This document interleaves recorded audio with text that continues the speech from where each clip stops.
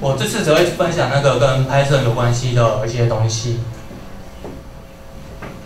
然后 garbage collection 的演算法基本上有分两种，一个是 reference count， 一个是 mark and sweep。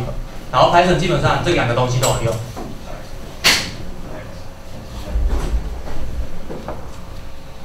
然后 reference count 的话，就是每个物件都会有一个变数，然后就是记录这个有多少指标指向它。然后每当有新的指标指向它的时候，它的 count 会加1。如果有指标不再指向它的时候，它 count 会减1。然后当那个 count 的数目是0的时候，那个物件就会被清除。然后这是一个简单的图，就是像 A 指向这个物件的话，那它的 reference count 的话就会是1。然后 B 跟 A 都一样指向这个物件的话，它的 reference count 就变成2。然后当 A 又指向另外一个物件的时候，原本5000那个 reference count 就变回1。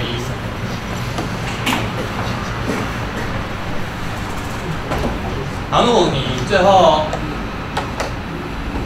那两个指标都没有指向那个5000那个物件的话，它的 reference count 都变成0。变成0的时候，那个物件就会被清除。然后 reference count 的一个主要优点是，它可以适合用在即时的环境，因为它是不会像 mark sweep 的话，基本上做这个动作可能会花很多时间，可能会让整个系统那个就是一下子。然后对即时环境的话，那个是不允许的。然后这个的缺点的话，就是它无法侦测那个 circle 的问题。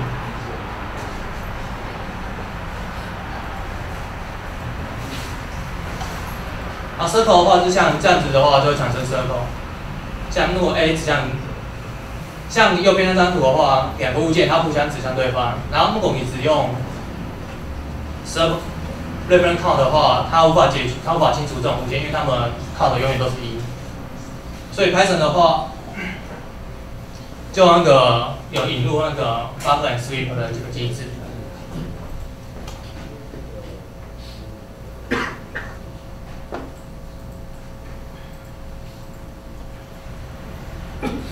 然后这边是 Python 的话，就是 reference count 跟 mark and sweep 都有。然后 mark and sweep 的话，它只对一些 content 作用而已。所以像 content 的话，像是 list、字典、insert 这些，因为只有这些东西才有机会指向别的物件，所以才会有 circle 的问题。像整数的话，它永远不会是指向别人，所以基本上都不会有整数的问题。然后 Python 的 mark and sweep 的话，它的这个做法跟传统的做法不一样，因为有些 intention 的存在，所以是很难找到一个共同的 root 物件。所以它用的做法是，这边是 Python 的演算法。然后一开始的话，它就是把那个，它会先把每个 content 里面设定一个值，然后那个叫一个 GC reference， 然后它的值是那个物件的 reference count。然后它会对每个 content 物件，假设 A 指向 B 的话，它会检查每个 content 物件，然后如果 A 指向 B 的话，它会把 B 的 GC reference count 减1。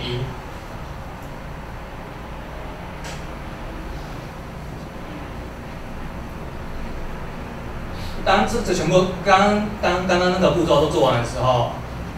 我们就会把那个就是最后减完之后 ，GC reference count 的那个值大于0的都拿出来，因为表示有 root 物件指向它，所以它不能被清除掉，所以它会把它拿走，表示那些物件是不能被清除的。而第4步骤的话是，那些被拿走物件所指向的物件的话，也不能被拿走，因为如果 A 是被拿走物件，然后 A 指向 B 的话，然后 B 也不能被拿走，因为 B 至少有 A 指向它，所以它也不能被拿走。所以它是把刚刚搬移过的物件所指向的物件都不能被拿走，所以不能把它当垃圾。然后最后留下来的那些东西的话，就是垃圾，就是可以被清除的部分。然后这边是一些图示，像像有两个物件，然后之后做完第二步骤的话，它是把 A 指向 B 的话是把 B 减1嘛，所以右边那个会被减1，而左边那个因为没有就是没有 counter 指向它，所以它不会被减1。那第三个步骤的话是把 reference count 的大于0的都拿出来，然后这个时候右边那个物件它会处于一个叫这个中间状态，表示说它虽然是0，可能是垃圾，可是也不完全是垃圾，因为它还有可能实际上不是垃圾。在这个例子的话，它不是垃圾，因为左边那个物件会指向右边那个物件。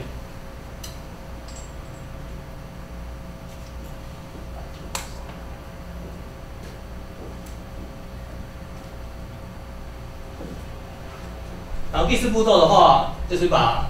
第四步骤是指被拿走的东西所指向的物件也不能被清掉。所以因为这右边的那个东西不能被清掉，因为左边刚刚被拿走了，所以它不能被清掉。左边有指向的物件不能被清掉，所以右边那个物件也不能被清掉。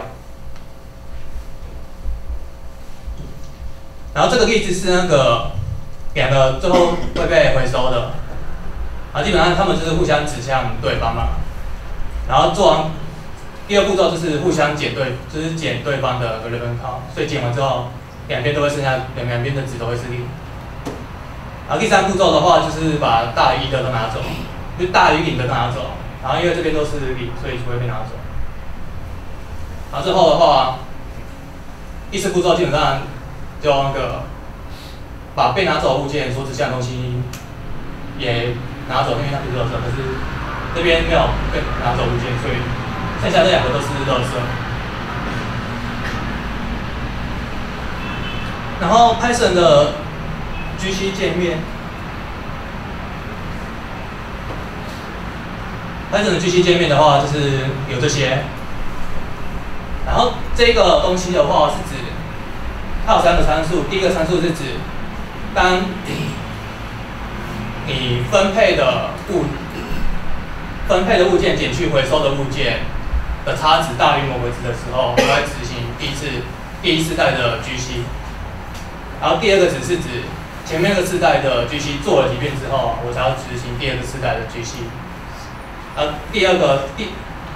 第三个值的话是指前面那个世代执行过几遍之后，才要执行这个世代。Python GC 它因为物件越就是短命的通常都很短，然后长命的通常很长，所以它基本上会把物件做分类。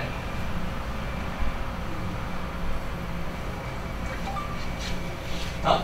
这里有一个很特别的一个东西叫 GC garbage。GC garbage 就是指 Python GC 无法帮你回收的一些垃圾，然后你要自己去处理。